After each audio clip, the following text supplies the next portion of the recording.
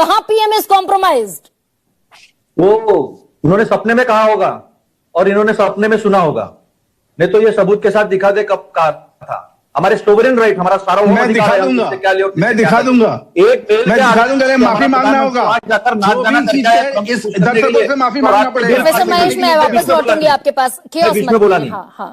एक मेल क्या बाहर आ गया है एप्स्टीन फाइल का कि हमारा प्रधानमंत्री ट्रंप को खुश करने के लिए मुजरा करके आया है, जो वहां पे लिखा था गाना और नाच करके आए हैं, तो रात को जो डील है वो डिक्लेयर हो गई।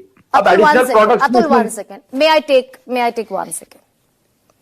देश के प्रधानमंत्री हैं और हम इस्तेमाल किया मुजरा, हम युद्ध नहीं लड़ रहे। आप और बीजेपी युद्ध नहीं लड़ रहे हैं, you are doing politics. So do politics in a positive way. शब्दों का सही इस्तेमाल और सही शब्दों का इस्तेमाल। Please carry on.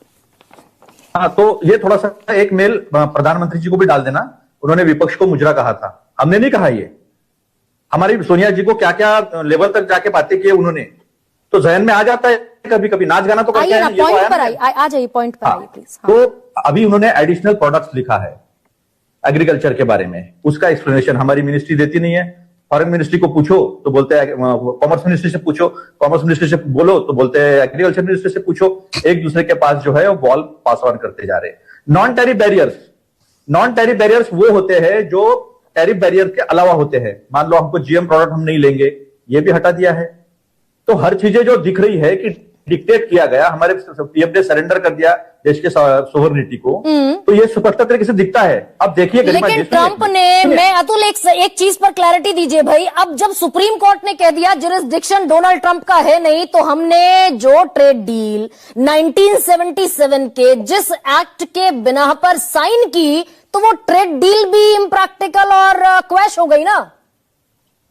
ऐसा है कि क्वैश हो गई नहीं हो गई वो वहां से आएगा। जो ट्रंप का बयान आपने दिखाया और कल रात से हम देख रहे, मैंने ट्वीट भी किया है, वो कहते हैं कि हमारे ऊपर कोई टैरिफ नहीं लगेगा, जीरो टैरिफ लगेगा और इंडिया के ऊपर टैरिफ लगेगा। ये स्पष्ट तरीके से जो है वो डोनाल्ड ट्रंप ने कहा है और सबने सुना है। ऐसा तो है नहीं कि वो एआई जनरेटेड है, वो तो स्पष्ट तरीके से दिखता है।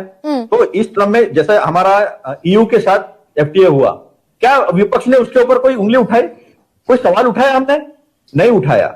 हमने कभी सवाल उठाया कि रिलायंस और कुछ लोग ही, चंद लोग ही जो है रशिया का सस्ता तेल का फायदा उठा के यूरोप को रिफाइन करके बेचते थे और यहाँ के आम जनता को कुछ भी फायदा नहीं दिया? तो सवाल हमने उठाया, लेकिन फिर वही देश को सस्ता तेल मिल रहा है तो विपक्ष जो है अराजकता पैदा करने चाहता है।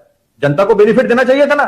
जब आपको $30 सस्ता तेल मिला तो जनता से तो आपने हाड़ में से उसके